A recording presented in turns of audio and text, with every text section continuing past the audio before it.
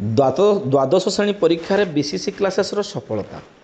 गतकाली द्वादश श्रेणी परीक्षाफल प्रकाश पाइथिबा बेले मयूरभंज जिला मोरडा ब्लॉक अधीन चित्रडार अग्रणी कोचिंग सेंटर बीसीसी क्लासेस समस्त छात्र छात्री पास करछंती।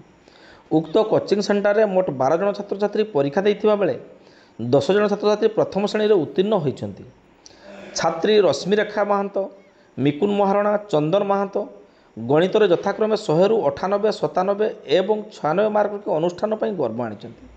सेहीपरि छात्री रश्मिरेखा चित्रोड़ा महाविद्यालय सर्वाधिक 492 नंबर रखि टपर होइछंती।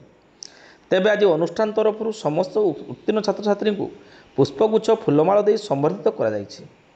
सेहीपरि आगକୁ किपरि समस्त छात्र छात्री भल मार्क रखिबे से नै अध्यापक अध्यापिका माने अन्य छात्र छात्री को परामर्श देइथिले।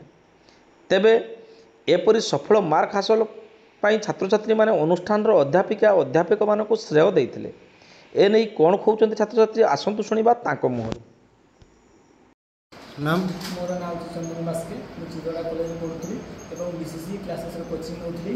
मोर मैथ रे 96 आछि एवं फिजिक्स रे 80 आछि। आ सब विषय मते बहुत भल हेछि। मु फर्स्ट क्लास पाइथर बहुत खुशी लागुछि। आ एटा सर मैम माने बहुत भल पढांती।